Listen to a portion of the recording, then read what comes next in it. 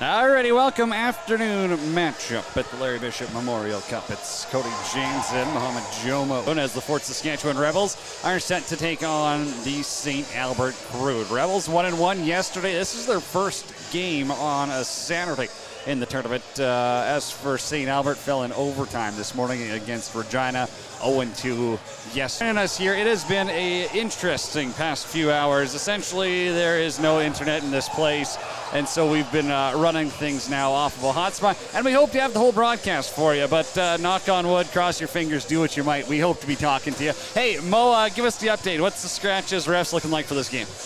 All right, so your officials for this afternoon's game: Noah Johnston, Kalen Thane, and Nathaniel Gillespie. Out for the Crude: Julian Ferretti, Lucas Bowie, Bennett Fry, Dickin. So some pretty important players out for them. And then on the Rebels side, Rylan Walsh, Davin Bajma, probably the league's best defender, and Jackson Kohut. Well, ref is ready, ball is down, and we're underway.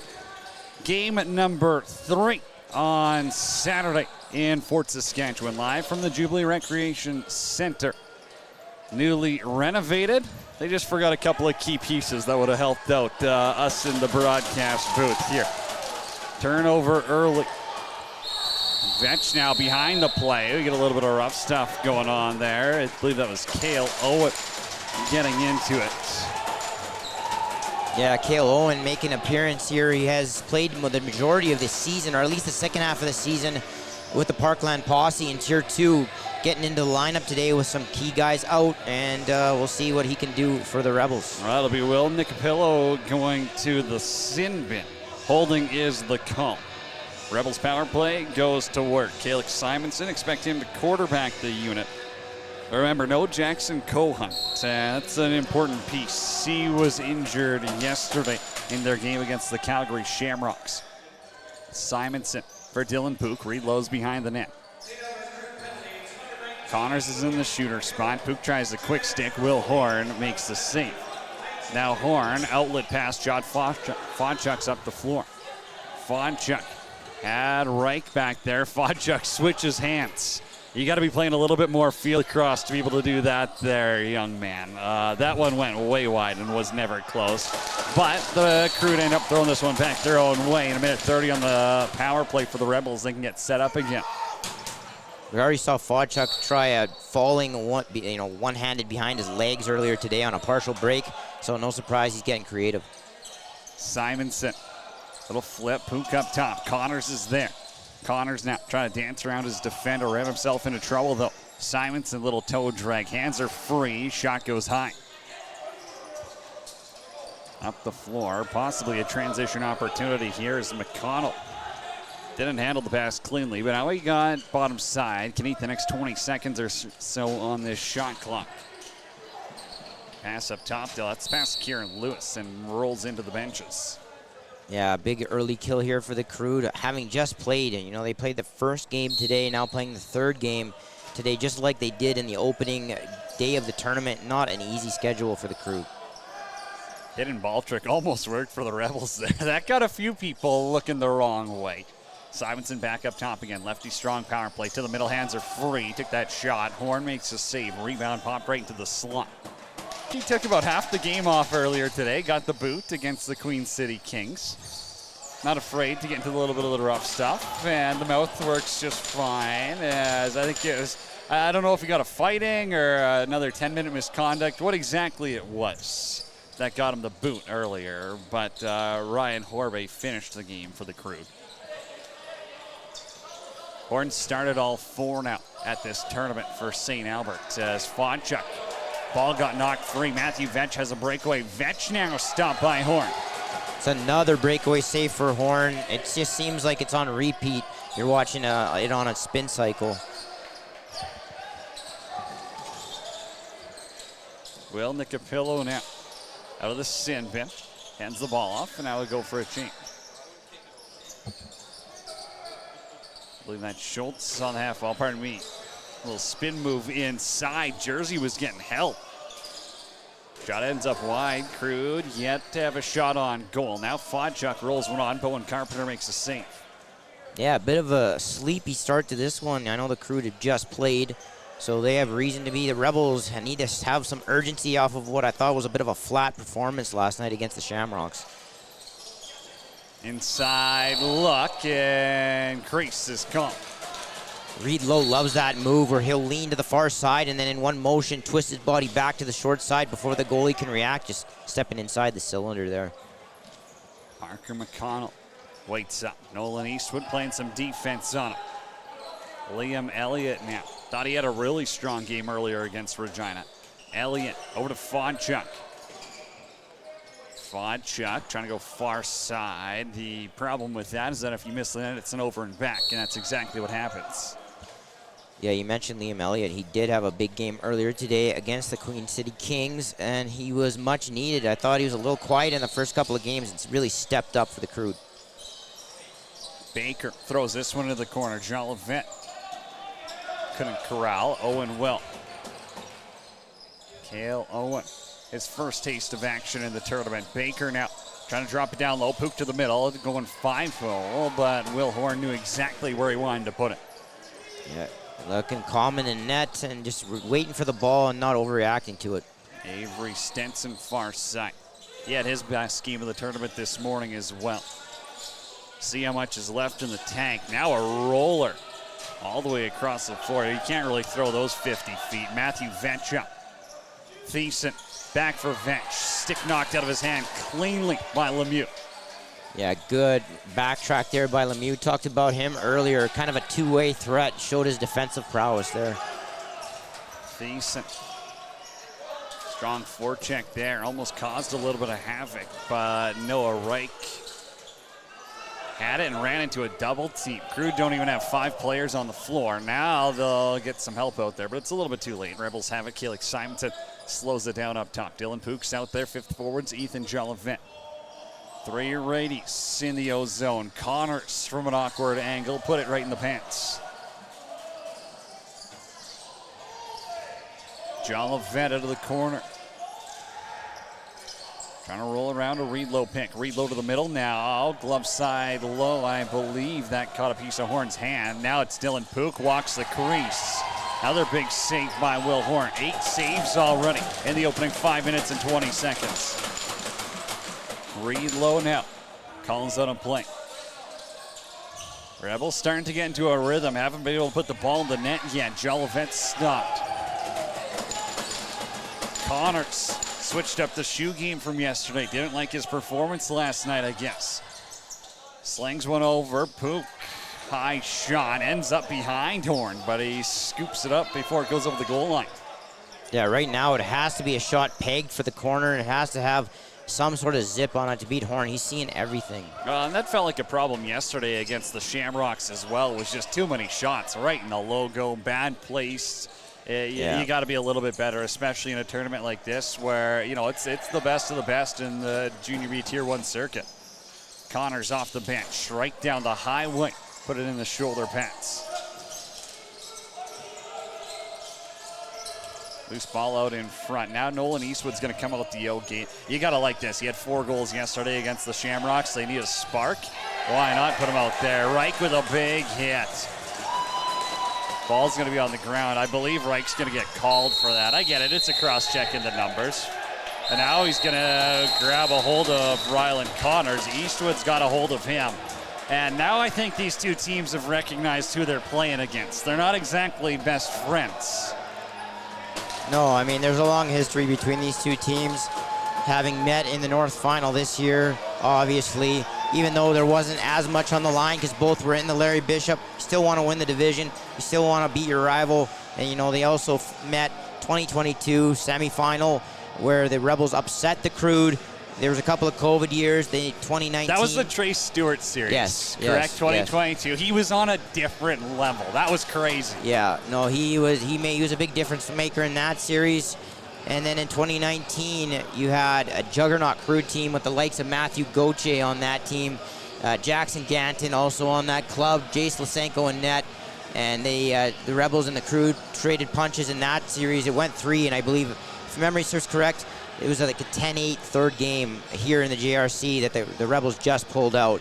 But yeah, these two teams definitely have a history in the playoffs. I feel like that was one in game 2. I think Kyle Schmidt was between the pipes. I think it was Jackson Freeman. Actually, no, Freeman for the 4. Right. Freeman's for the 4. Right. It would have been Kyle Schmidt. Yeah, it might have been St. Albert. Yeah, and I think it would have been. I feel like the Crude won game 2 in overtime, and Schmidt was lights out too. The Rebels picked up Will DeBoer that year. Yeah. And he was dynamite. They might have also picked up Carson Terrio as well. That guy can absolutely rip the pill, too. And so, again, it's cool to see him as we get a former Fort Saskatchewan Rebels captain come and say what's up. Jordan Dewar in the building.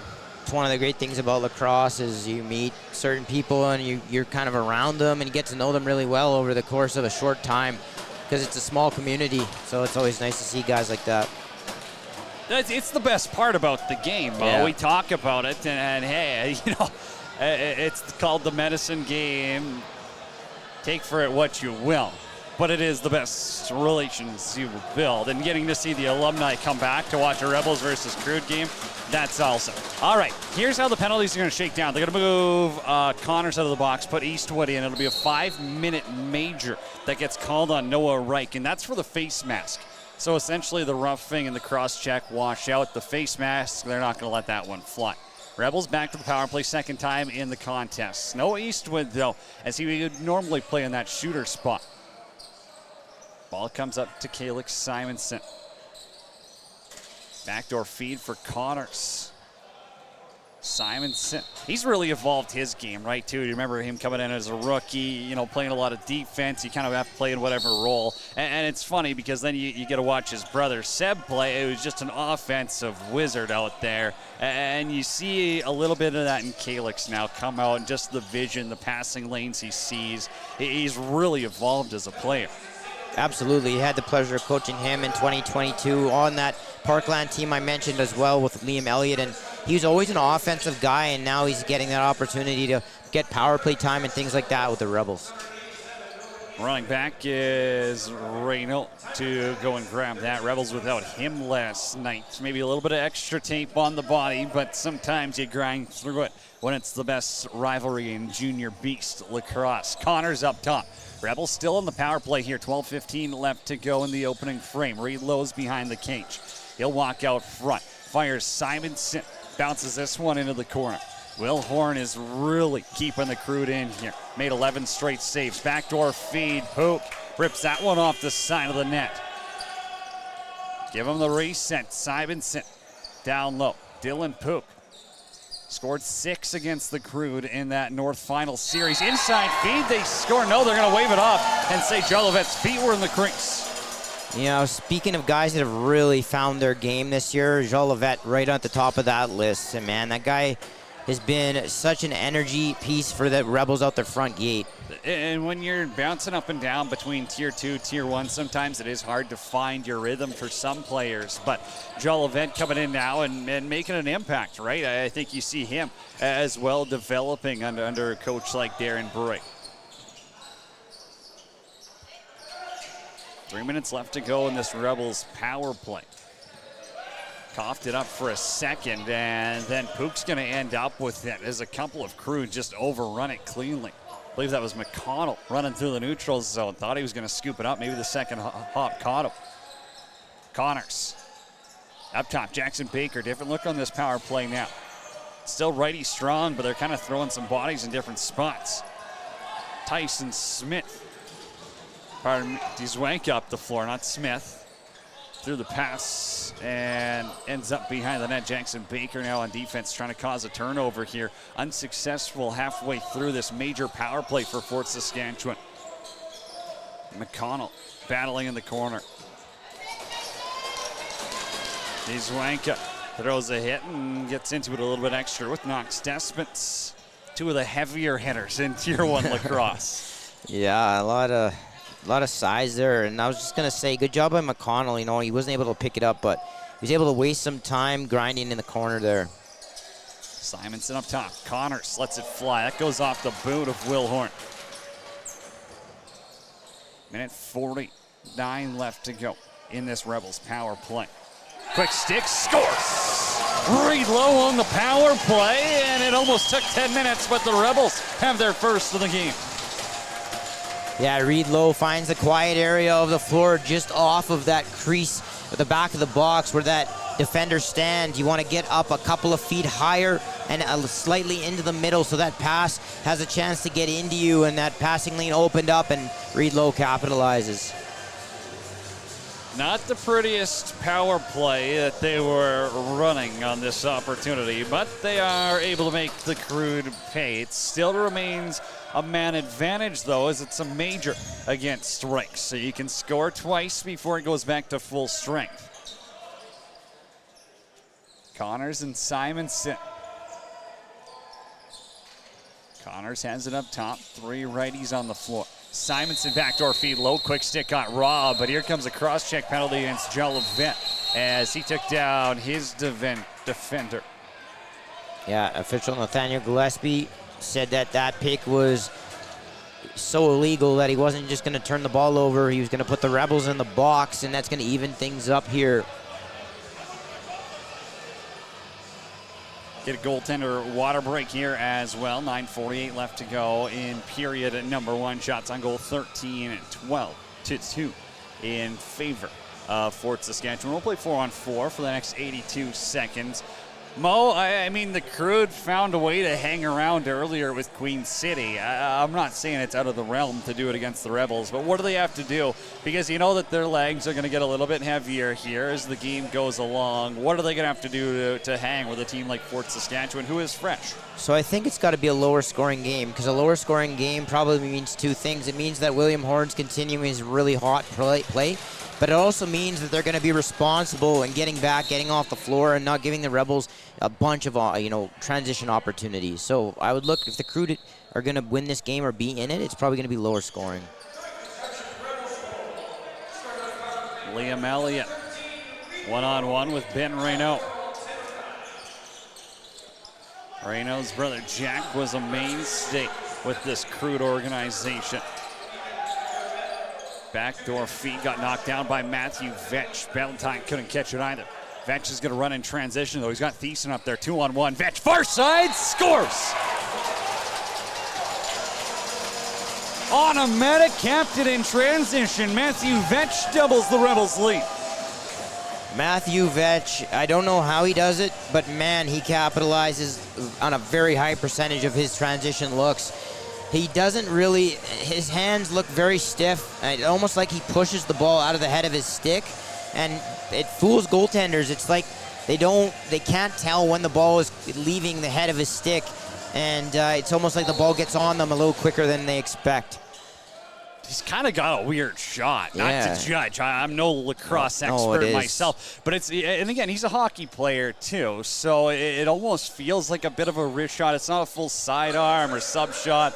It's a tough one to stop. Still 4-on-4 out there, though. Baker, little bouncer. Horn makes the save. Yeah, the mechanics of it, I know exactly what you're saying. The mechanics of it are very strange, but it works for him, so can't criticize it. Makes it tough for goaltenders to read exactly where it's going. I mean, it's not an exact comparable. In the NLL, you see it with Jake Boudreau, who doesn't have a traditional shot either, and he's able to score in transition.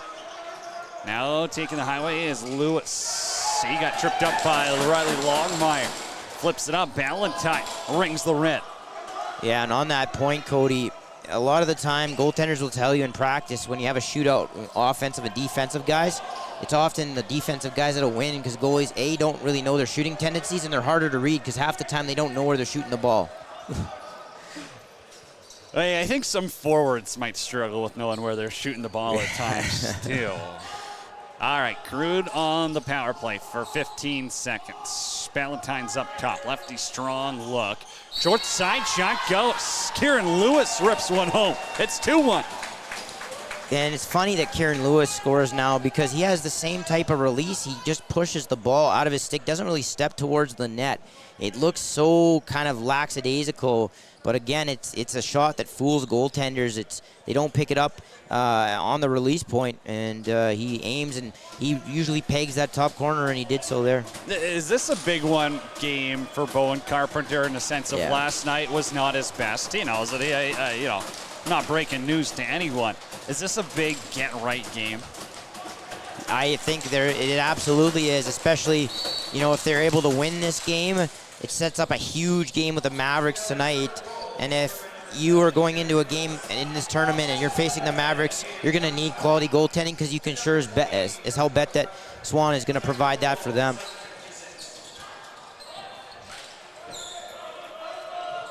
Simonson trying to scoop up the loose ball. He can't do it. Carson Schultz will.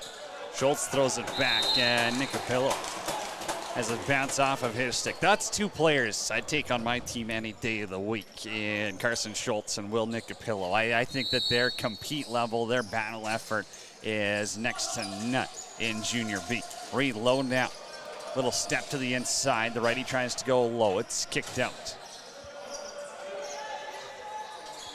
Will Horn up to 15 saves now. Just over 7 to play in the opening frame. Connors, little toe drag, trying to spin back on his defender right into a triple team. Lowe comes down with it though. Inside feed, Jolivet's there and he scores. Yeah, good luck tracking that ball. Ethan Jolivet has it pop right into his stick. He goes 5-hole on Horn. It's 3-1. Yeah, good sell there by Lowe. Everybody in the building, I think, thought he was going to shoot that. And he opened up Jolivet down low, and Jolivet showing good patience. You don't see too often a guy going 5-hole from the crease. But, man, he got Horn to jump up, and as soon as he got him to jump, his stick came off the floor. And that's what happens when someone's going to throw you a good pass like Reed Lowe does, right? You hold your stick there, and he puts it right in the pocket. Yeah. And so now you just got to finish it, and that's exactly what Jolivet does. Makes up for taking the penalty in which the Crude scored on.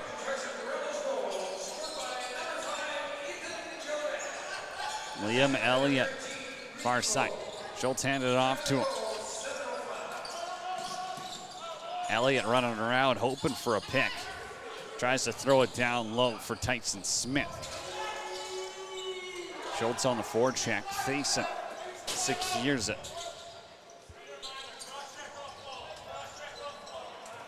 Yeah, official Nathaniel Gillespie telling Warren and the Rebels to stop cross-checking off ball. Older brother of Michael Gillespie, if I'm correct. That's correct. I believe they call him Pepsi Mike in Fort Saskatchewan. Rebels legend right there, Pepsi Mike. All right, Dylan Pook with it now. Long-range shot. Horn's got it, and he controls the rebound as well. That's one thing we've seen in this tournament, is some bad rebound control by goaltenders ending up in the back of their net. That is so important in lacrosse. It feels like it's over-talked about in hockey and not talked about enough in lacrosse. Yeah, and you're seeing some two-way ability there if Connors gets back and a little poke check of the stick and freeing the ball up. Simonson backdoor, huge save by Horn. Rob Cale Owen. Connors behind the net. Reed Lowe finds Connors. Connors, bounce shot. Trying to take that one to the second floor. Ends up in the neutral zone. Dylan Pook has it. 17 on the shot clock, still plenty of time. No need to rush. Connors, little back pedal, hands are free, short side, big save by Horn, stepping to his right. Man, McConnell racing in there to grab that loose ball, and you were talking about Schultz and Nicopillo. add McConnell to that list. He was kind of a guy like Joel Levette, bouncing up and down between Tier 1 and Tier 2. A little bit undersized, but he has an offensive upside to his game. He can score in transition, and he's got a lot of speed to get to those loose balls. Vodchuk zips it across. Schultz a little toe drag inside out on Brown to the middle. Double team got him. Not going to sneak through Knox Despins like that. Good footwork. Got taken down, though. John Levette's on the back door. Despins transition, scores. 2 in transition for the Rebels. It's 4-1.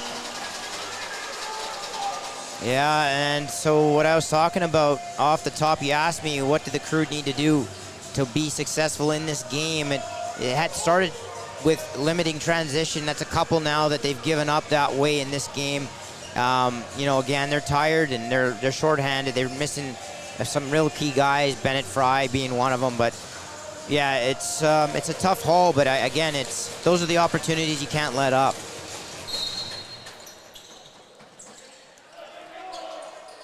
Jack Nickel grabs it off of a face-off win. Connors has it up top.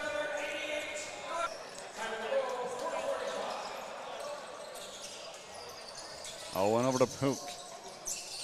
Pook down the middle, little fake, and he scores. So the floodgates may have opened. It's Dylan Pook with his first of the game. Yeah, Dylan Pook gets up over top of the defender, and there was nobody there to help. And when that happened, there was clear lane for him to go right down the pipe. And Horn looked a little fatigued on that one. He's faced so much rubber, man, like 85 shots. I know he didn't finish the game, but the opponents have been like 74, 75, 85 in the first 3 games as shot totals. Now they're at 23. That's like, you're wearing all that equipment as a goalie. It's tough. Hey, and I'm not one to say too much, but I think there's probably a few that got missed in there too. Like yeah. The numbers on the shot clock, they haven't been overly generous with them. Spook gets called on the over and back. He was straddling the line. If you touch it, sometimes they'll give you leeway. Sometimes they'll tell you to kick rocks and drop the ball. Yeah, no, just on that, to finish that point up on Horn, you got to remember how hot it is too. You're wearing all that equipment. I don't envy that. Yeah, plus 30 back-to-back days. Yeah. There's 0 air movement in here. Vodchuk just so effortlessly shoots around a screen. That one ends up going wide. A transition opportunity for Thiessen. Thiessen now, the lefty scores. Glove side high.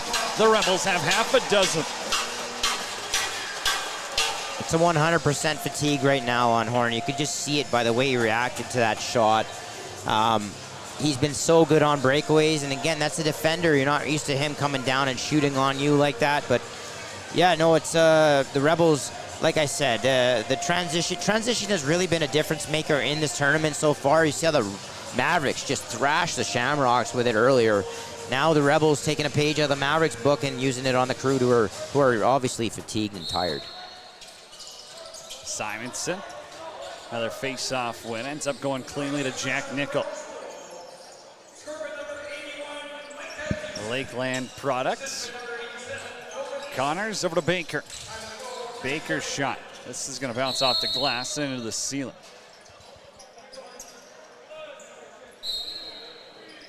Yeah, it was a bit better of a defensive set there, getting in the shooting lane and disrupting it.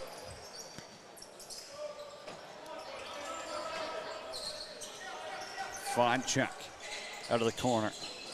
Trying to go back door, except Matthew Lemieux was on his wrong side. Now they'll see cut through the crease. Cody, you remember the Arizona Sting? Of the National Lacrosse League? Yes. Yes. These jerseys remind me. Okay, I knew you were going to bring that up. Okay, I'm sorry, I cut you off. Continue. No. I was just going to say they remind me so much of those jerseys. I don't know. It sounds like you don't agree, though. No, not really. I don't know. It's the Sting sandy were look. what, a 2-year team as well? Yeah, I feel like Dan Dawson was there for more than 2 years, but maybe I'd have to look it up. Someone in the chat can let us know. fact check us. Vodchuk's going to get called too many bad-handed on sportsmanlike conduct. Yeah. And so Rebels going back to the power play. Good news, though.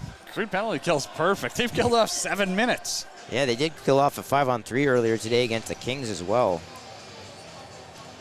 And never mind, there was one on that major. And so I guess there were 1 for 2. But they killed off the majority of that major. All right, so I think I could consider myself right. They were in the league for 4 seasons. Hey, I was thinking 5. That's so double what I said. Yeah. You take the double on that yeah, one. we'll give me the tie break on that. But yeah, no, they just do. I don't know. It's the sandy look. It's the bottom of the jersey. They sort of got a Kachina look to them, the Phoenix Coyotes. I'm thinking state of Arizona with these jerseys. Yeah, I like them, but maybe call me old school. Those old Rebels jerseys, just the classic crisp R logo. Yeah. Yeah, I'm taking those to the bank.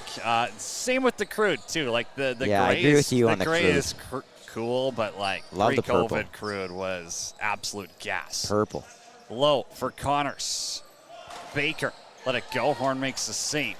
So it's going to be multiple penalties. As Fonchuk takes the unsportsmanlike, and the too many men, since it's a bench minors, a second one. So it's a 5-on-3 for the Fort Saskatchewan Rebels here. 2:13 left to go in the first period. 6-1.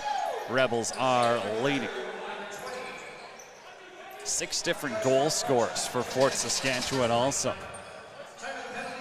And when they're playing their best, that's usually what the case is for them. Simonson trying to walk it out front. Low back for Simonson. Make it 7 goal scorers.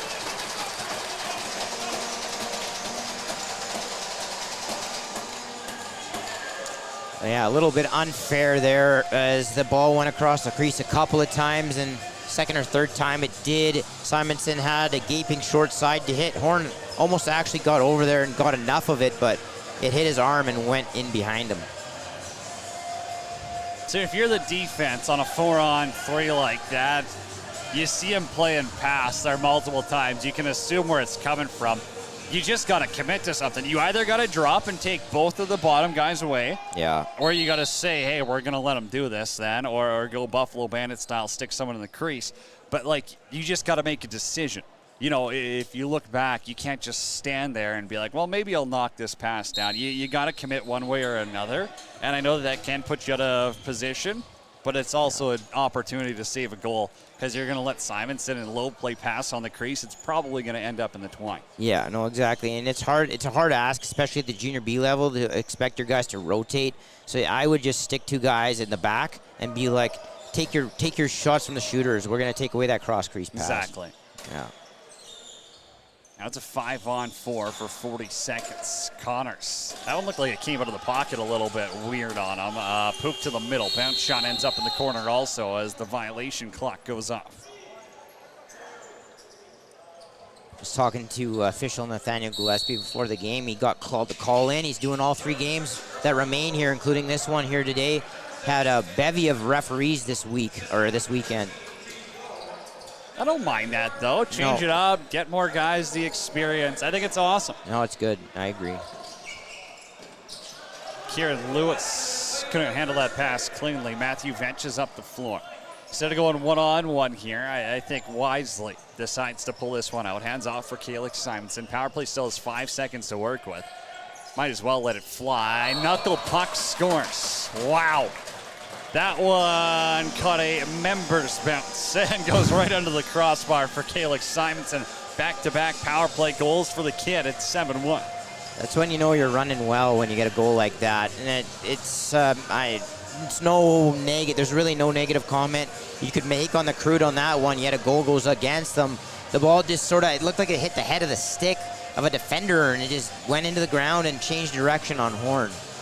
8-1, pardon me, not 7-1. I got to update my sheets on the fly here. It's been a plethora of goals for Fort Saskatchewan, putting 8 up on the period. You almost wonder, and the Rebels have to play again later, right? 2-2 likely gets you into the semifinals tomorrow. But it's also not 100%, and I think that's the uncomfortable part of you don't want to go too hard or you could be in trouble. Connors, little spin and fire. He got rocked in the slot, though. You're right on that point. 2-2 could be shaky, actually, when you think about it, because let's say the Rebels win this game and then drop the game to the Mavericks and the Kings. It's really only 2 games. The Kings then beat the Shamrocks. Well, guess what? Shamrocks, Kings, and Rebels all at 2-2. One of those teams is out. So that's not a position you want to be in. So no matter what, despite what some people are saying in the building, like, there's no way that game's not going to matter a ton tonight. Not only for the potential bye, but to be avoiding fourth place. So. Yeah, period comes to a close. Fort Saskatchewan up 8-1. Shots on goal 27-4 in favor of the Rebels. Clearly, fatigue is getting to the Crude here. But I also think that this comes down to the leaders saying, hey, this is our last game of the season. Do we want to go out, like this, or are you going to go and put up a fight? There's still 40 minutes. There's still plenty of time. They still have the talent. We know that. We've seen that. They're second place in the North for a reason, but you got to find that next gear. I like that hit at the end. I like a little bit of rough stuff, showing you're alive, showing you're not going down without a fight because you're playing your rival in the North. Yeah, no, for sure. And given the fact that this could potentially be, or almost certainly is, your last game of the season, some of these guys might never play lacrosse again. Like, once you're done junior, things change. Life changes, and sometimes you don't end up playing senior for whatever reason. You decide you're done. So it's important for these guys to finish, not only for themselves, but for the guys that may never touch the floor again. Well, 20 down, 40 to go. Rebels up by a touchdown. Still a lot of lacrosse left to play. Join us after the break for the second period on CROW LAX TV.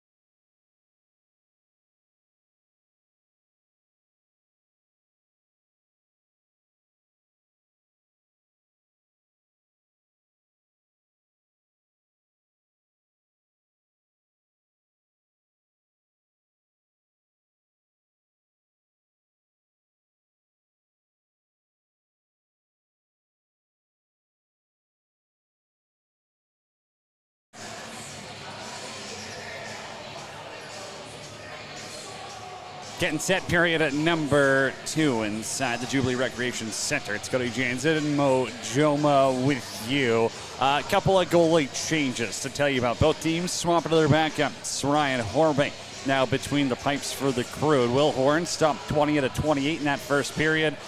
Fort Saskatchewan going with Reed McLeod. Bone Carpenter stopped 3 out of 4 in the opening frame. McLeod acquired via trade with the Beaumont Outlaws earlier. I guess it was right around trade deadline time. It wasn't really earlier this year. Yeah, but the Rebels really just dominated that opening 20 minutes. And now we'll see what type of pushback the St. Albert Crude have. Potentially their final game of the season. Low up top. Passes it down. Dylan Pook. Corner. Baker. Inside feed. Low, can't corral it. Yeah, you mentioned, Cody, that it's not all that long ago. It really isn't. The season is so short. I mean, it happened July 1, August, a month ago, really, so not long. That's earlier in the year. I'm taking credit for that one, man. That's earlier in the year. Yeah, I mean, I never thought that you were wrong in saying that, but then I thought, your second point was also true, that the year is so condensed. It was really not that long ago.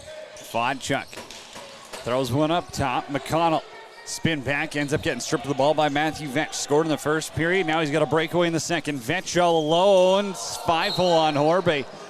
But rolls wide. It looked like he was stuck in that spot for a while. I was worried he was hurt there, but then he kind of rolled back up, and I'm like, all right, he's okay. But, yeah, that didn't look good.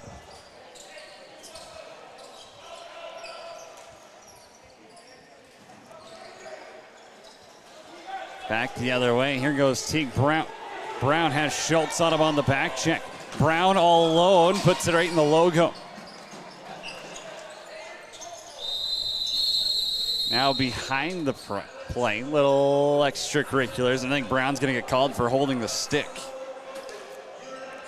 Yeah, Brown, big physical presence on the defensive end. A guy that has reach, can use that reach to get in shooting and passing lanes. Not the most overly aggressive defender or anything, so he doesn't take a ton of penalties, but he does take one there. Crude will go to the power play with 18:38 in the second. Only have 4 shots on goal through 21 minutes and 22 seconds. Aiden Ballantyne will quarterback this top unit. Vodchuk in the shooter spot along with Parker McConnell. McConnell, the righty. Ballantyne, Vodchuk, Smith's in the middle. BTB pass finds Schultz. No room to quick stick it though. Ballantyne, Vodchuk, bouncer, stopped by McLeod. Yeah, Carson Schultz, never plays offense, and now he's on the power play. It kind of shows you the war of attrition that you're going through as a team here if you're the Crude. That kid's Grand Prairie tough, though. He could do. If you had to choose a goalie, he's probably in the running. Exactly. Maybe. He's Joe Hall of Alberta. If anybody doesn't know Joe Hall, he plays in Snake Island. He's about 45, 47 years old. He's been to like 12 President's Cup. He's a player, but he'll suit up and play net too. Lewis again scores. Just like his first on the power play. Here, Lewis has 2 on the afternoon. Yeah, Lewis loves that short side. You saw it in the playoffs with the Outlaws against the Crude, and now the Crude have enjoyed having him in the lineup, providing that a little bit of offense as well on the side for them in this tournament.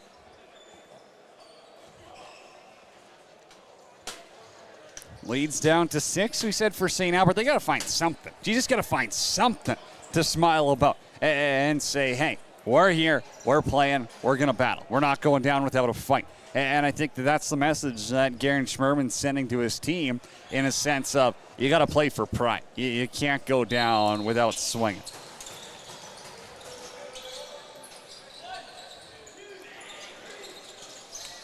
Owen, far side. Jolivet cuts through the middle. Connors, who switched back to the red shoes again. It's hot in here. Pook. Little spin move. Driving inside. Twister goes wide. I know in talking to some of the players, they said the amount that they packed and keep in their dressing room. Guys are rocking 3-4 pairs of shoes. They're sweating through them period by period. You know, it's kind of one of those things where the equipment managers are almost your best friend. They're the ones washing the shorts after every game, making sure everything's dry, because it's a lot of lacrosse in 48 hours. Yeah, exactly. And you know what? If you're the Crude, you know, in their position, right, playing 9 a.m. and then playing 3, really your stuff isn't even going to have time to dry. A lot of your equipment, like your pads, are going to be pretty damp, and that's never a great feeling. Matthew Lemieux up top. Despins on Fodchuk. Fodchuk, awkward angle, trying to go low. Save made by McLeod. Despins now. Wanted to run. Now he's got a breakaway opportunity. Also scored in the first. Despins all alone. Count it. Knocks Despins on a breakaway. Buries one past Horbe. It's 9-2. Yeah, and there was a heavy collision there between the referee and that looked like maybe Jack Fry. I think that's 24. I believe that is. He went down pretty heavily into the boards, just in front of the boards, right after. I thought the Rebels might have that goal washed out. It kind of looked like he had both feet in the crease by the time the ball went in, but hey, here we are, 9-2. Can't even fault the ref. He got blown up in that play. That's tough spot to be in. Yeah, although it did happen after the fact. Maybe that was his punishment. I don't know. That's a rough way to go through that. But, yeah, no, in the end, it's not going to really matter, I don't think. Hey, Despins has 2 in the game. Put him on hat trick watch. Why don't you? Parker McConnell, left side. As Tyson Dzwanka. Top for Ballantyne. Back to McConnell. Got his hands free, and a save is made by Reed McLeod. Oh. Now McLeod's pass got knocked down. Dzwanka has it in tight, and he stops. Well, we see if we can go 2 for 2 with that one. Trying to, use that big stick of Dzwanka to get up in the air and knock that one down a second time. Connors for Baker. Reed Lowe's up top. Connors defended by Schultz. Hands free, he scores. Rylan Connors has his first of the game as that one goes piping in. It's that far side, especially for righties. You saw the Kings kind of take advantage of that earlier today, and Connors saw a lot of mesh there and is able to finish that one off with a bullet. It's a tough shot to stop, essentially. If you're going to put it by the feet or just about hip high, and you're going to be shooting outside like that as a righty, one of the more difficult stops to make as a goaltender. Thiessen bounces this one to Simonson. Simonson has the face-off stick, and he's denied by Horbe. It's a nice shoulder shrug there. It looked like maybe he had some room up to that top corner, but Horbe was able to get his arm up there.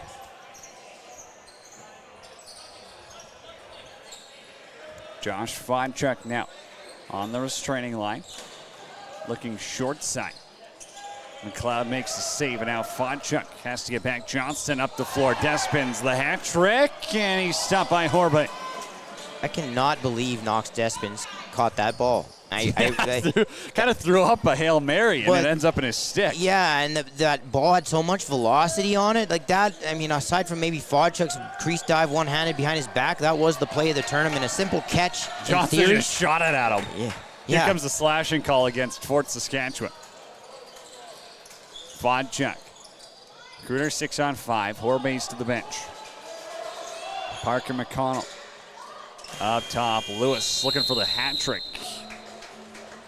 Slashing will be the call as Ashton Johnson makes his way to the sin bin.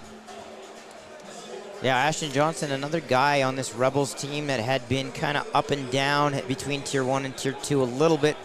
He has kind of found his role on this team as well, playing a lot more this year, and a guy that's filled a nice role for them defensively. He's an athlete. One of those all-around type players. Lewis looking for his third. He's got 2 already. Both were on the power play. Reed McLeod up the floor. Walsh can't get to it before Lewis. He's Wanka in a power play spot here. Lewis is Wanka. Kick saved by McLeod. Rebound goes right back to the veteran. Vodchuk.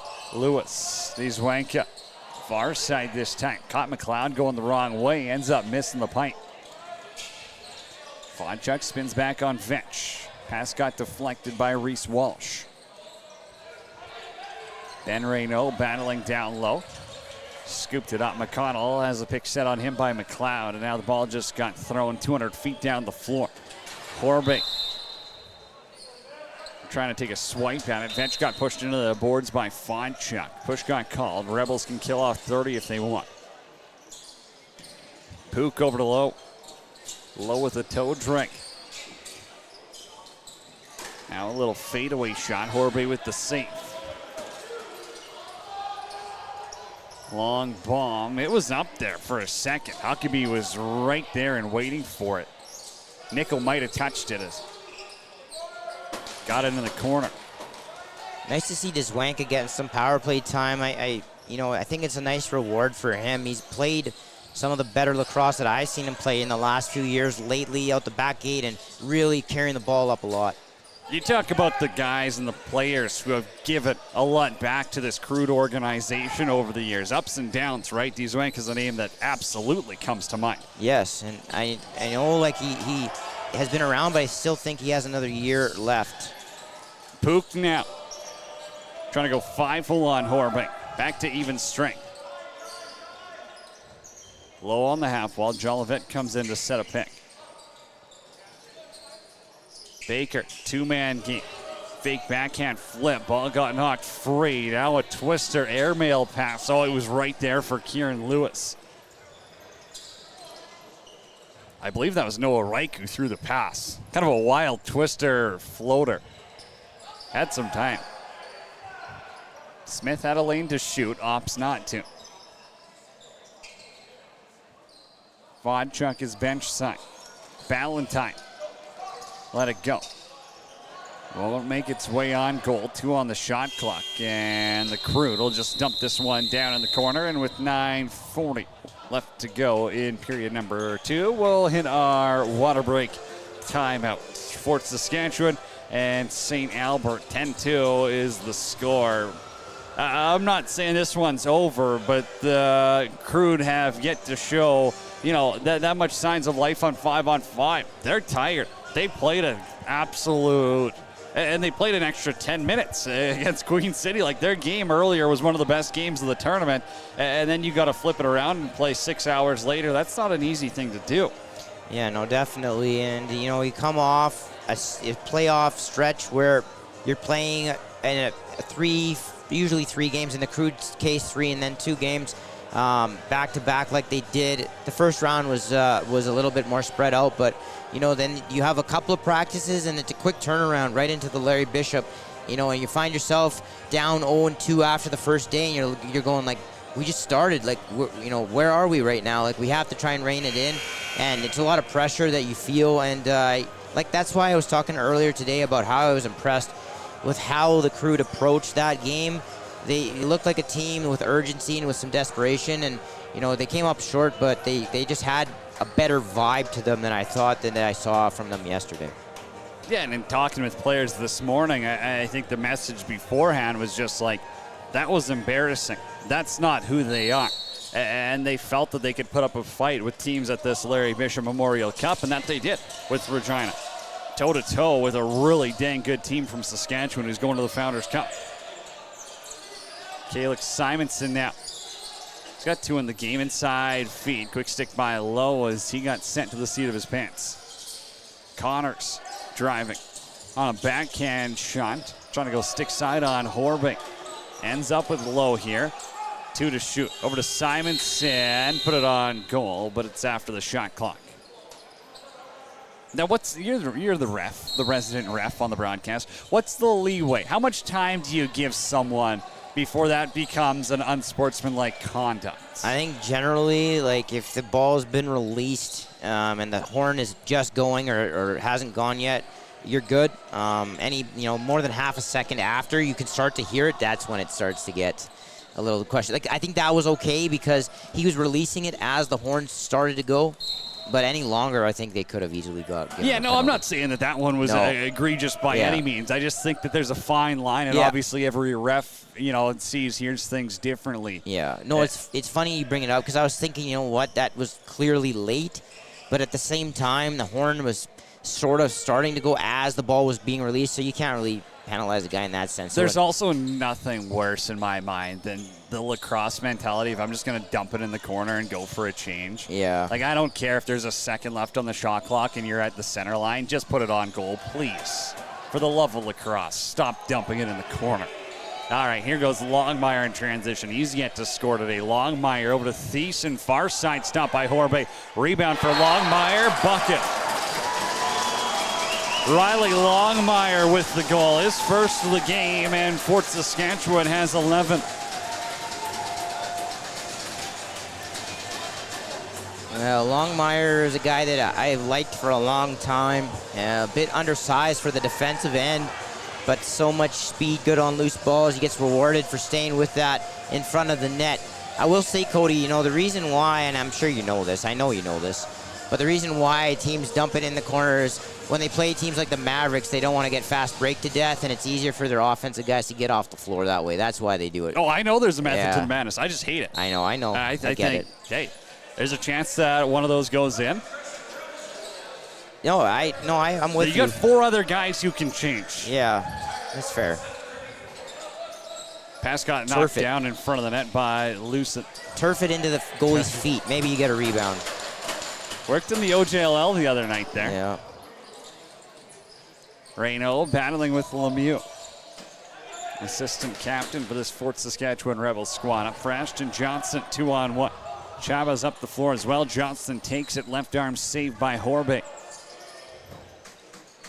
Horbe's now stopped 9 out of 12 he's faced this period. 6:20 left to go in the middle frame. Jolivet got a pass from Connors. Looking short side, it's over the cage. This is going to go roll right to Fodchuk. Fodchuk on a breakaway twister, scores.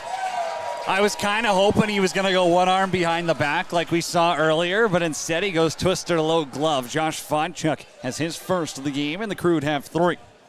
Yeah, nifty finish there. The twister was not given away as Fodchuk didn't tip his shot. He faked far side a couple of times and then came back over with the twister to the short side, about hip high.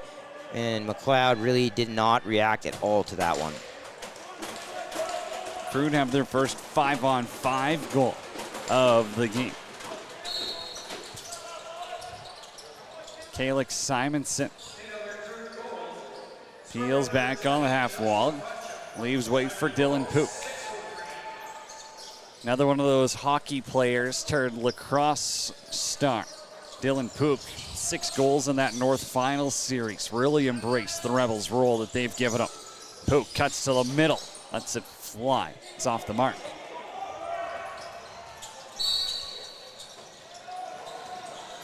Jack Fry running the length of the floor. Despins will push him into the corner, but it wasn't blown back in. Dzwanka, 5-hole attempt. McLeod stops him. Now a call is coming, and it might be on Matthew Vetch. There were a couple of slashes that looked like kind of divvied out there between players. Yeah, it does look like Vetch is going.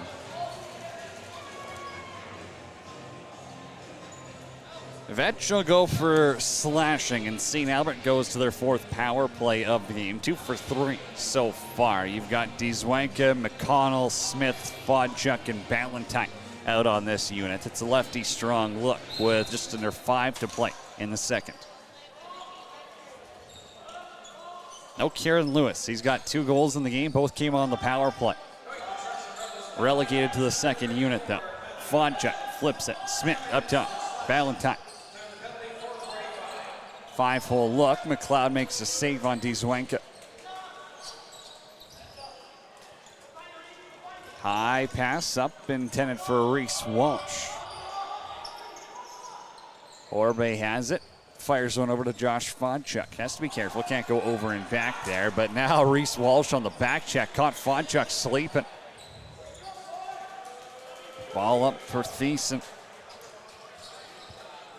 Micah Thiessen scored in transition in the opening frame against St. Albert here. He'll run around Lewis. Pass inside. Baker's there, and he's stopped by Horbe.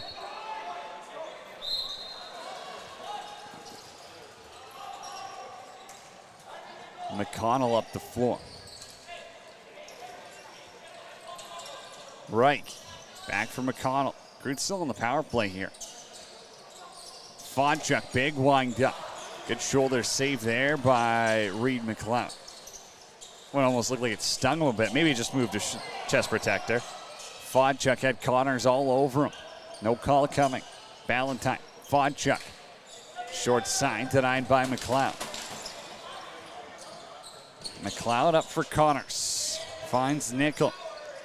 You know, McLeod was one of those players on the Beaumont Outlaws who I think a lot of people were really impressed with. And now it's a bit of a weird role, but you do typically see it in junior lacrosse as Connor steps in the crease. But it's, you know, that starting goaltender, you take on a backup role in a new team because someone like Fort Saskatchewan has ambitions to go, you know, to the Founders Cup, and you need two goaltenders for that. You can't just get away with riding one guy. So Reed McLeod steps into a new role, and he's been an awesome teammate so far for the Rebels and really fit in with this group. Yeah, you can never have too much depth, especially it is as important as a position as goaltending is. Despin sets the pick. Thiessen with the shot. It's not a bad low to low look right there. Horbe stands tall though. Back to even strength. Fodchuk has it up top. 2:11 left to go in the second. Fodchuk has one this period. Kieran Lewis has the other. Wanka. Little spin back. Outside look. Lewis going for his third, but a call is coming. Another slash here.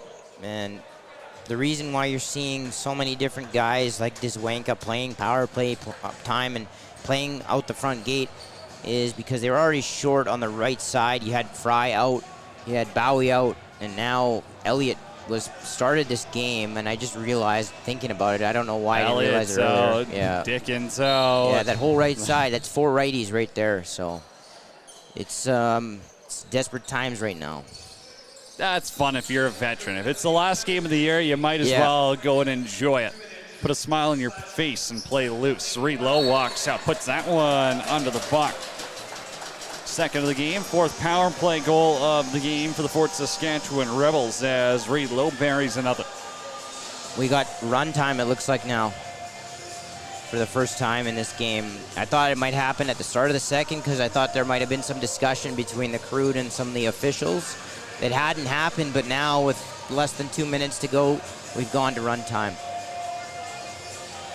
The Crude are essentially running with 13 players right now, and so I know that doesn't seem crazy, but when you consider the amount of lacrosse they've played in the last 48 hours, that is a very tough ask.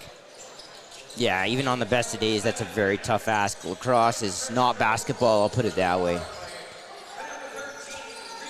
Calix Simonson, short side, might have caught the outside of the pipe.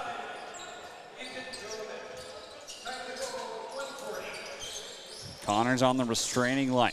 He'll let it go. Horbe makes the save. He jumps on the rebound as well.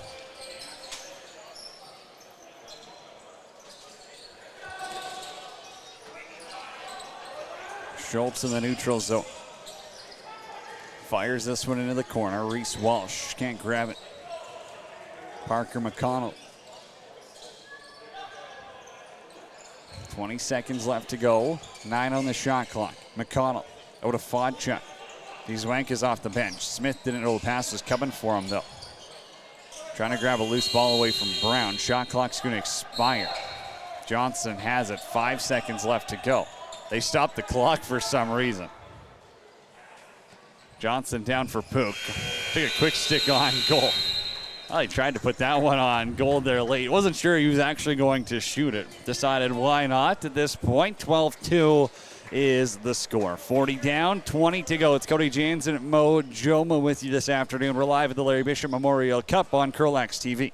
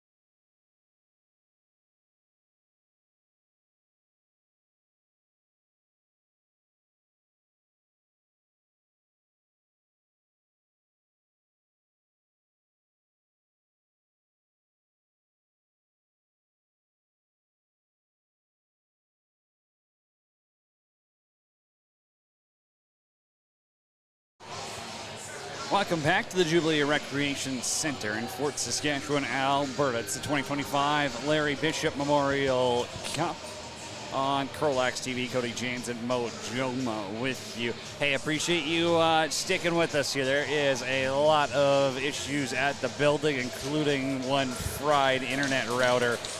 So yeah, it's just all getting done off of cellular. We are recording the games, though. We'll get those uploaded in reasonable quality here later today. But as of right now, we're looking into alternatives and trying to figure out how we can provide options to continue streaming this weekend. Face-off underway as the third period gets rolling. 12-3 is the score in favor of Fort Saskatchewan. Shots on goal, 47-20 for the Rebels. Power play opportunities, the Crude were 2 for 4. Through 40 minutes, the Rebels are 4 for 5. Inside's Connors, he's denied by Horbe. Rebound, he's got that as well. Calix Simonson overruns the rebound, and Dane Menon grabs it in his own zone. Crude down to about 13 guys on the bench. It's their second game of the day. Fell 14-13 earlier against the Queen City Kings. For this one, though, it was the Mountain View Mavericks handed it to the Calgary Shamrocks, 12-1. Zwanka. Shot on goal. Reed McLeod makes the saves. Knocked Despins up Vetch. Vetch has Jolivet with him. Takes the shot himself. Kick saved by Horbe. That was another really nice catch in full motion up the floor by Vetch on the run. Jolivet finds Pook. Denied once again. And now I believe this entire period will be runtime also, based on the way that last one finished out. I would imagine so, yeah, considering the last 2 minutes of the second were. Parker McConnell, one-on-one with Calix Simonson. McConnell, bouncer, ends up in the corner. Thiessen defends. Fodchuk has it down low. Fodchuk's pass knocked down by Thiessen, and it's scooped up by Chava. McConnell playing offense now too, former football player at Ross Shep as well in high school. Inside look there, Cale Owens denied. Connors, the loose ball. Ethan Jolivet up top, back to Connors. Connors, long range, save made by Horbe.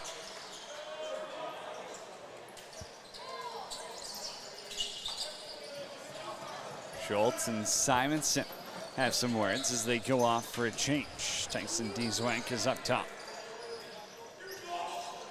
Assistant captain over to Tyson Smith. Lewis is Ballantyne there. Ballantyne rips that one into the back of Reese Walsh. Now Reese Walsh trying to catch that in front. He thought he had it cleanly with one hand. It ends up in the Crude bench. Yeah, that was a scenario where they would have had the ball if he just had left it.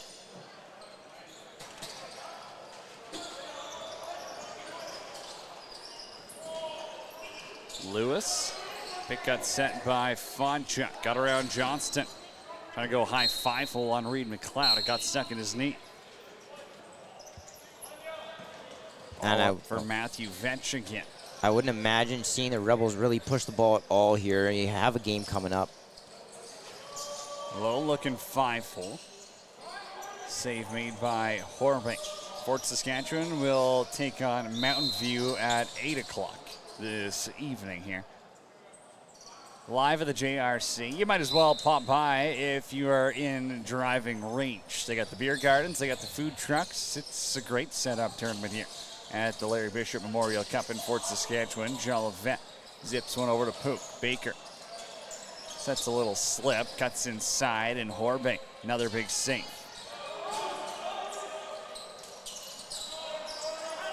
Connors knocked it free. Jolivet, reset comes. Connors short side. Horbe was going the wrong way. Still hit him in the right path. If you're wondering what's on the line here left to be determined, it's that next game. It's going to determine whether you have a potential three-way tie at 2-2 or a potential three-way tie at 3-1. Connors is going to the sin bin. The refs are discussing this. Also, they have stopped the clock, so looks like we're playing stop time. Looks like it'll be a 4 for a hit from behind on Ryland Connors. So the Crude going to the power play here with 15:46 left to go in the third. I wondered about them stopping the clock, maybe just to enter the penalty, because some clocks won't let you properly enter the penalty unless it's stopped. But they continued to have it stopped throughout, so I guess they are stopping it. Valentine's up top. 4 minutes on the man advantage. Crude have 2 of their goals already on the man advantage. The Zwanka shot stopped by McLeod. Fodchuk throws a skip feet. Valentine. Fodchuk, 5-hole scores. Josh Fodchuk has his second of the afternoon. Yeah, and you're talking about Fodchuk having been a player that tried a wrong-handed shot earlier in the game. He does have some field experience playing his field lacrosse at Emmanuel College.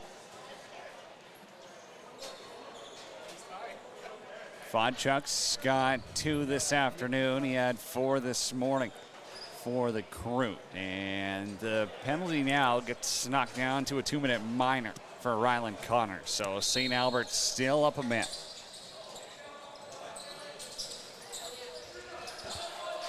Calix Simonson one-arms this one down.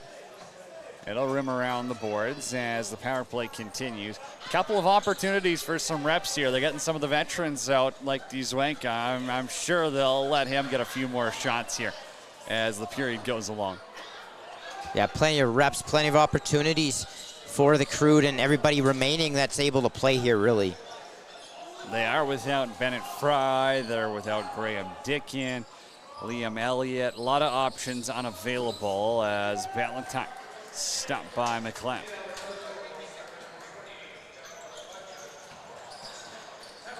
Pass up for Vench. Ends up getting his stick a little high on Bilachuk. Pokes it forward, and the captain scoops it up on his backhand.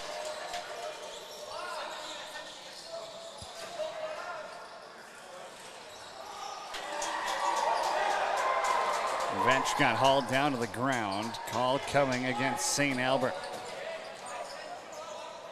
Ben Reynaud runs away from trouble. 25 on the shot clock that they'll probably just sit on as Reed McLeod goes to the bench. So it'll be 5-on-5. I'll probably wait until about the 5-second mark to let something fly. Good to see Ben Reynaud back in the lineup. I know he was out last night against the Shamrocks.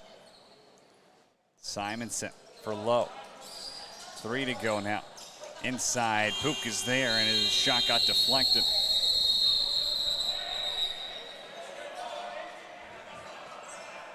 Pook and Schultz, I believe that is, having a few extra words.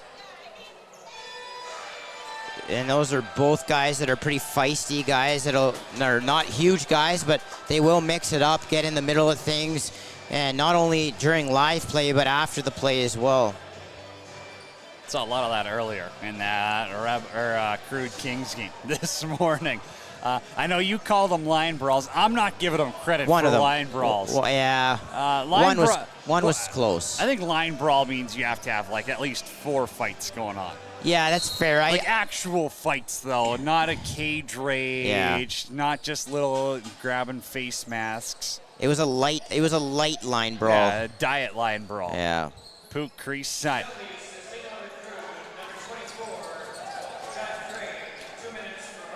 So Jack Fry got a roughing, and Schultz also took a minor.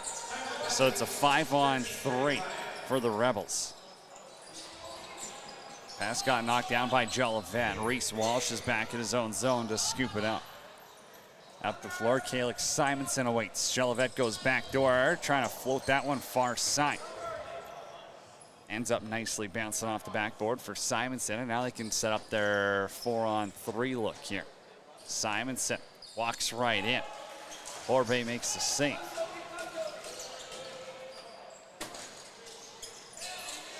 Kind of leaving Horbay off on his own there. Nobody, they are dead tired, but you got to have some type of outlet there.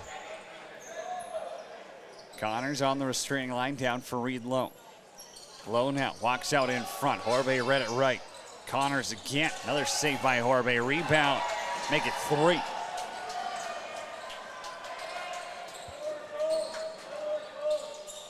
Reed Lowe lets that one fly, and he'll peel some paint off the pipe.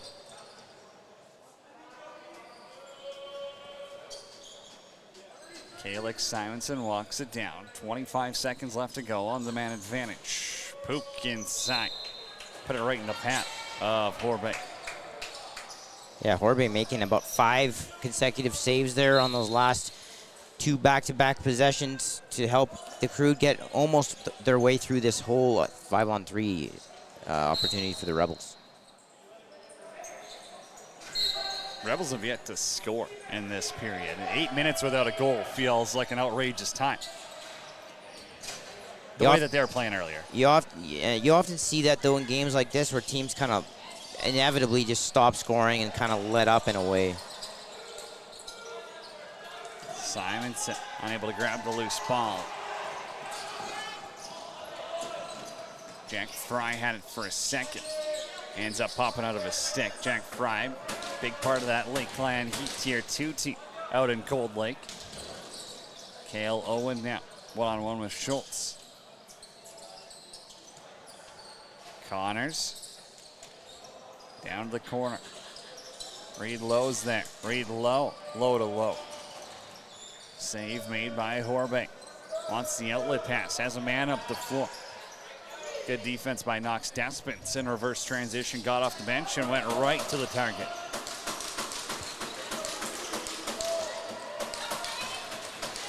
Bilichuk right through everyone, trying to go 5-4. Denied by McLeod. Yeah, that was some ultimate hero ball going right through the heart of the Rebels defense. About 4 guys had a clean shot at him, and Bilichuk able to bull his way inside. Connors. Fort Saskatchewan up by 8. That one denied by the Crude netminder. Simonson behind the cage. Halfway through the 3rd period. Reed Lowe now.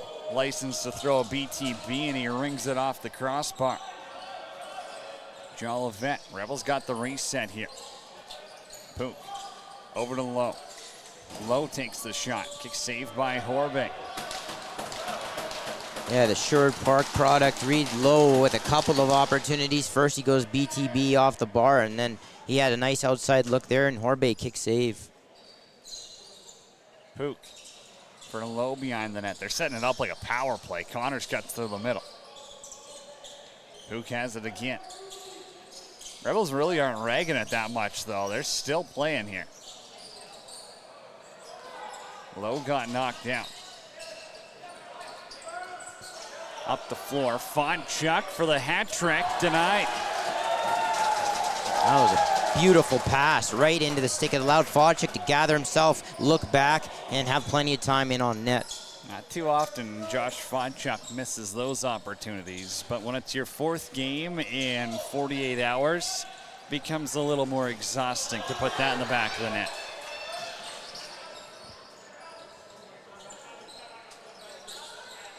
Despens defending Lucid. Ball over to Tyson DeZwanka. Kieran Lewis now. He's got a pair in the game. Stick knocked out of his hands. Matthew Vetch will go for a run. Vetch has nickel up the floor. Schultz off the bench. Vetch peels back. Good defense there by Schultz. Knocked it free for a second. And he actually ends up getting it back there. Somehow went perfectly to him. Now in transition back the other way, it's Dane Menon. Menon now, backhand, forehand denied by McLeod. Rebound opportunity, and the Rebels netminder has that as well. There's a heavy hit after the fact on Huckabee. He was sent sliding into the corner there, just off the screen. Ashton Johnson now. Thought he might have the green light there for a second. Decides he'll take the rest.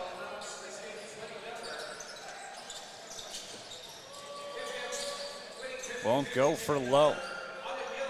And for the Rebels, it's not exactly like they're heavy on the bench either. You kind of have to throw out a lot of your top guys because you don't have those extra options.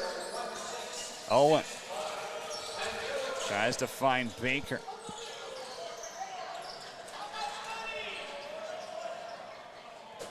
Yeah, I actually started to think that you might see some D guys playing for the Rebels, but that really hasn't been the case. I always wonder, when do you decide that? When do you finally say, all right, let the big boys run? I think it would have been a perfect opportunity to just open up the third that way.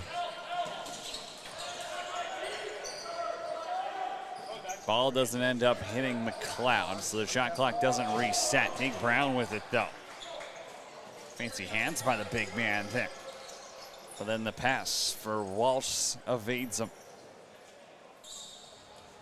Noah Reich. Really liked Reich's game in the playoffs. Yes. Semifinals and finals. I thought he was one of their better defenders. Yeah, 100%. I actually was talking about him a couple of different times, and he stood out the past, you're right, the past 5, 6, 7 games. That shift, he just went for a change, and they told him to go back out, so he went and played forward, too.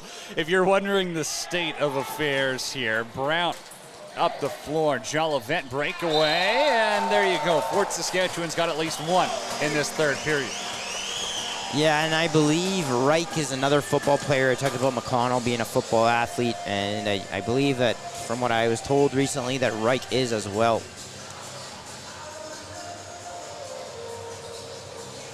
Works out well for a lot of players. Look at Jackson Ganton. Yeah, who was in minors. the Philly Wing system. Played, then traded to Calgary as well. Heck of a football player. Guy like London Coops out of Regina. You know, there's a few. It's just that athlete, right? And I do think being a multi-sport athlete helps so much. I try tell, especially, I think it's worse in hockey probably, more so than any other sport here. But just, you gotta be an athlete to play this game. And it really helps if you've got different tools in the bank. Yeah, and Eric Turner, you know, many know him as he does a lot for lacrosse in the area. He plays for the Coquitlam Adanacs in the WLA. Former Desert Dog, former Colorado Mammoth. His brother also a former football player, wide receiver, Tyler Turner. Golden Bears. Yeah. Right there. Get some time with the Warriors at the Alan Shabreski. Good stop there with the left hand by Horbe. That Horbe's been good. He's playing a lot looser than he was earlier. I get the pressure was on maybe a little bit more earlier, but he's made some real strong saves. Yeah, it's been a good third period for Horbe, no doubt. If you're looking to put together a mixtape, this one probably works out best there for 00 in gray. Vodchuk sitting on 2 in the game. Kieran Lewis has a pair as well. Trying to run away from Brown, and he ends up dumping it in the corner.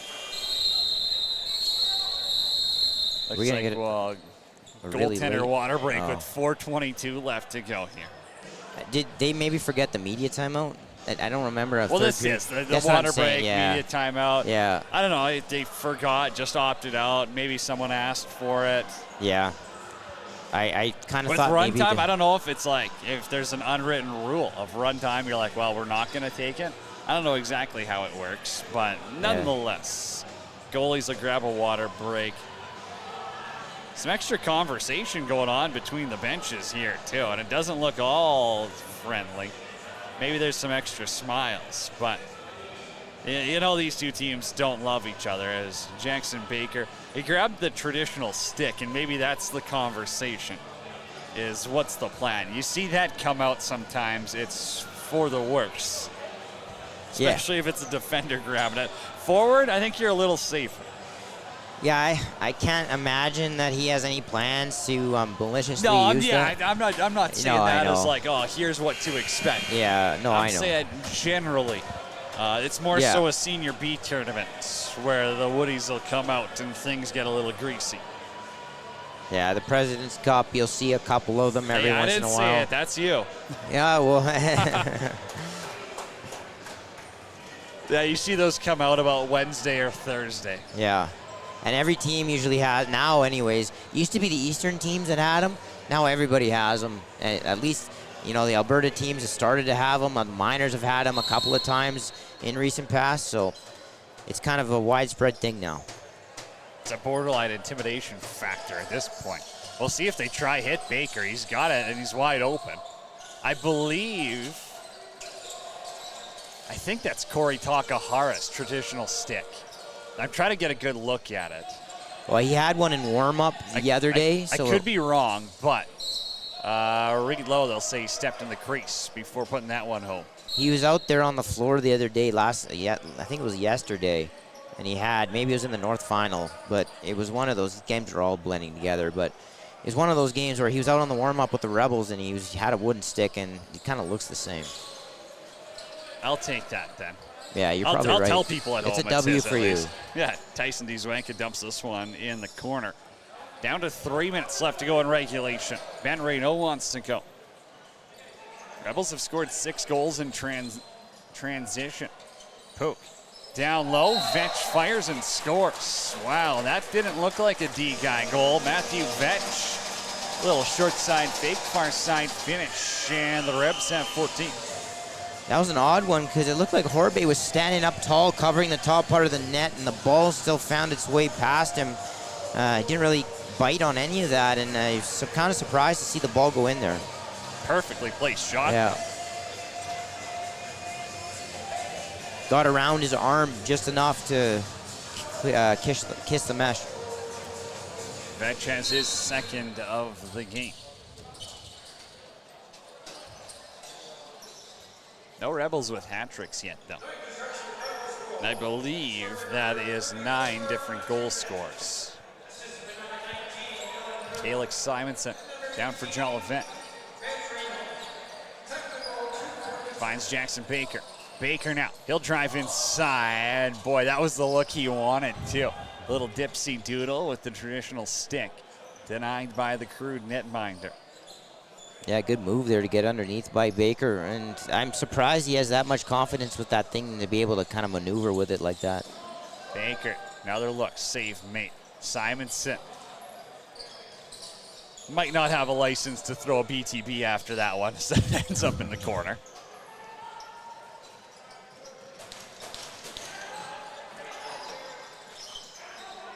Beeson will defend Huckabee.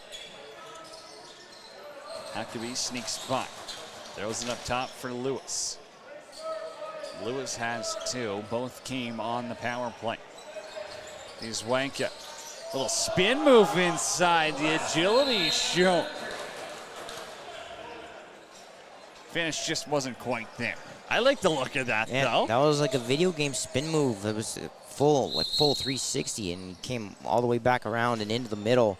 And yeah, just bouncing it up over top of the crossbar. Caught everyone off guard. But again, we've talked about him. We've talked about Fodchuk. We've talked about enough of their players. I think that there is guys like that, though, who have taken steps forward maturity-wise, and that has been something cool to see. I know it's not always sunshine and rainbows. I know that there's teams that go through rough patches on and off the floor. But seeing guys like that continue to elevate their game, continue to stay with the game, and if they can do it with a smile on their face, I do love seeing that. And Dzwanka, he's been a bright spot for this team this weekend. There's no doubt. Yeah, and at the end of the day, it was their first Larry Bishop experience, so there's a lot of, understanding now of what it's like and having to play 4 games in 48 hours like they have. It's only going to benefit them in the future.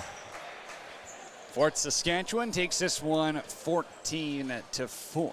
Final score, shots on goal 70-30. All right, we've talked enough about this game, though, Mo. I know we do have a big one coming up next, as it will be Regina taking on the Shamrocks.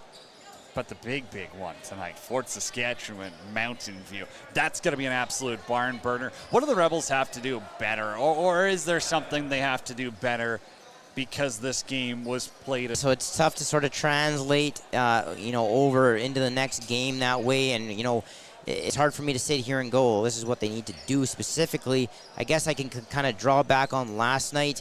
I mean, first, you touched on it earlier. The first obvious aspect that needs to be better is Carpenter. He was off in that game. The shooting wasn't on, although Eastwood was dialed in. Nobody else really was. If they're somewhat healthier, that's also going to help. Now, it's hard to imagine they're going to be a ton healthier all of a sudden in the next 4 or 5 hours, or even less than that. But having said that, I think they're playing a Mavericks team that is going to amp up the pace no matter what. It doesn't matter when the game's played or who they're playing. They got to be ready for that. The reverse transition game's got to be solid, and they got to be willing to make some sacrifices on and off the floor and push themselves harder to get up the floor quicker and create their own transition. Is there looks. any team in this tournament who can slow down the Mavericks? I would have said the Shamrocks, just because they play such a different style. Like the Rebels kind of play the same way. So if the Shamrocks are going to be successful, it'll be because they find a way to slow down the Mavericks. So they are the team I think that has the potential to. But going off of today's game, I don't know if that's going to be, if it's in this one game, an though. Interesting one. Yeah. It does come down to a one game. And the next game goes as well for the Shamrocks, and we can kind of get a better description of the tiebreaker to see exactly where that will stand heading into the 8 p.m. game tonight that Fort Saskatchewan's going to take on Mountain View. Because if it essentially means nothing, I think the style of play is going to be completely different compared to if it's a must-win, if there's a little bit more on the line. I think that if it's a nothing burger, I think both teams play a little bit different, right? Yeah, I haven't done the math yet, but I don't see an avenue where it is nothing game. I mean, if the Kings win, then you have the Kings and the Shamrocks at 2-2, and the loser of that game, right, would suddenly be. We'll get back to this in a second. Sponsored by Cycle Environmental Services. For the St. Albert Crude, number 6, Tyson Smith. Sides of the floor. I don't mind that one. Tyson Smith getting the player of the game, Jackson Porter, player of the game. Another one of those veteran guys who's, you know, played a couple of years, and a little defense, a little offense today. I thought it was fun. Yeah, no, I think. Construction Rebels, number 71, Riley Longmire. He scored. Riley Longmire. I think this is the